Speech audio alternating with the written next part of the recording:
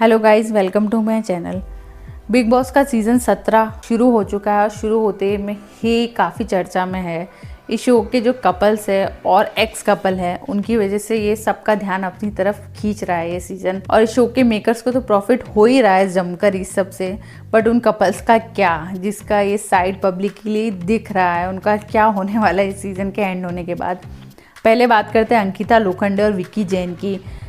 जो भी अभी तक सामने आया उससे साफ दिख रहा है कि विक्की जैन जो है एक टिपिकल हस्बैंड है, वो बहुत ही ज़्यादा टॉक्सिक है। नेशनल टेलीविज़न पर जो आदमी अपनी वाइफ के ऊपर चिल्ला सकता है, एक बार नहीं रोज़ रोज़ रोज़, और छी डिस्गस्टिंग जैसे शब्द बोल सकता है, और मैंने पैसा दिया, गाड़ी दिया, बंगला दिया और क्या, इस तरह की बातों से अपने रिश्ते को तोड़ सकता है। पता नहीं उसके लिए कुछ शब्द ही नहीं बने शायद इस तरह के आदमी के लिए। पता नहीं अंकिता उसको रियल लाइफ में कैसे झेलती है। और ऑनेस्टली मैं किसी की पर्सनल लाइफ में इंटरफेयर करने वाली कोई नहीं होती, ना किसी के पर्सनल रिलेशनशिप को जज करने वाली होती हूँ, बट चूंकि आप खुद एक पब्लिक प्लेटफॉर्म पर आए हो और वो भी ऐसा जिसमें 24 घंटे आप कैमरे की निगरानी में हो, आपके हर एक मूव पर आप क्या बोल रहे हो कैमरों की नज़र है और नेशनल टेलीविजन पर दिखाया जाने वाला है। आप पब्लिक आए में हो और आपने पब्लिक ओपिनियन के लिए खुद को ओपन किया है, इसलिए सभी के ओपिनियन आ रहे हैं। फर्स्ट वीक में मैंने नोटिस किया था कि विक्की और अंकिता जब भी कोई बात करते, विक्की बोलता है अंकिता ये मत कर, वो मत कर, इस तरह इसको ऐसे कर, इसको वैसे कर। तो मैंने नोटिस किया कि अंकिता बिना कुछ डिफेंड किए या बिना अपनी बात रखे सीधा ही बोलती है हाँ ठीक है अब से नहीं करूंगी, अच्छा ठीक है मैं नहीं करूंगी। आपने भी काफी बार ये चीज नोटिस की होगी। तो ऐसा एक बार होता तो ठीक है, बट ऐसा काफी बार हुआ, जो ये शो करता है कि अंकिता को ये डर था कि अगर मैं अपनी बात रखूंगी, अपने आप को डिफेंड करूंगी तो ये मेरे ऊपर चिल्लाएगा या फिर मुझे सुनाएगा, जो नेशनल टेलीविजन पे जाएगा। तो वो ये नहीं चाहती थी, इसलिए वो एक बार में उसकी बात मान लेती है। और कुछ लोग बोल रहे हैं कि अंकिता उसे कंट्रोल करना चाहती है, विक्की सही कर रहा है, वो अपना गेम खेलना चाहता है पर वो खेलने नहीं दे रही। तो मुझे बहुत ज्यादा अफसोस होता है ऐसे लोगों की मेंटेलिटी पर, क्योंकि एक वाइफ एक वुमेन की बेसिक नीड होती है और अपने हस्बैंड से बहुत नॉर्मल एक्सपेक्टेशंस होती है कि वो उसे इमोशनल सपोर्ट दे। वो शायद हर एक वाइफ इससे एग्री करेगी।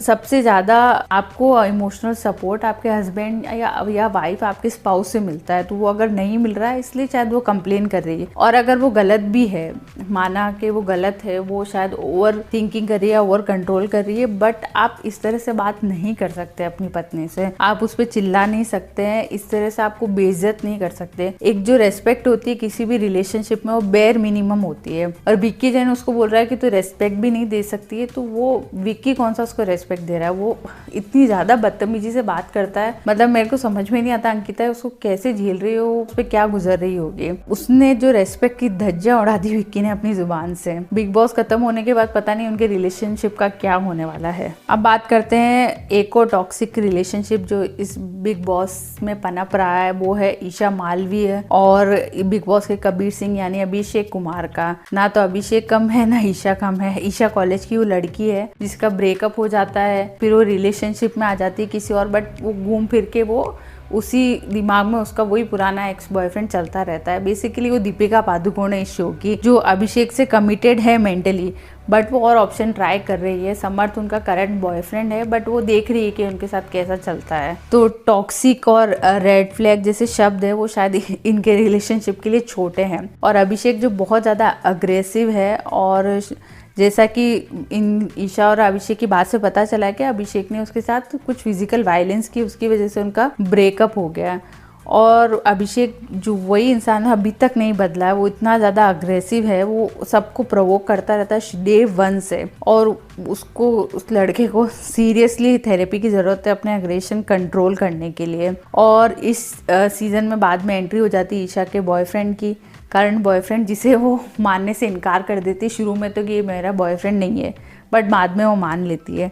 पता नहीं क्या ही चल रहा है, क्यों हो रहा है। ऐसा लग रहा है कि एकता कपूर का कोई डेली सोप चल रहा है जिसमें लव ट्रायंगल हो रहा है ईशा, अभिषेक और समर्थ के बीच में, और ये लोग बातें और एक्ट भी डेली सोप के जैसे कर रहे हैं। ऐसा लग रहा है अभी तक अपने कैरेक्टर से निकल नहीं पाए ये लोग। और ईशा का जो इश्क वाला लव चल रहा है, वो वरुण और सिड में से किसको चुनना है वो डिसाइड नहीं कर पा रही है, उसका कंफ्यूजन अभी तक चल रहा है। मतलब कुछ भी हो रहा है, ना सर है ना पैर है, कुछ भी चले जा रहा है। ये अगर ये डिसाइड भी करके आए तो बहुत ही अजीब सा ही एंगल है। देखते हैं, पर जो भी चल रहा है ऐसे शो को खूब टीआरपी मिल रही है और इन लोगों को भी काफ़ी फेम मिल रही है। तो देखना ही होता है आगे आगे सीज़न में क्या होता है। आपके क्या व्यूज़ हैं प्लीज़ आप मुझे कमेंट करके बताएं और आप मेरे चैनल को सब्सक्राइब करना ना भूलें। प्लीज़ प्लीज़ प्लीज़ सब्सक्राइब करें और इस वीडियो को लाइक करें। Thank you so much.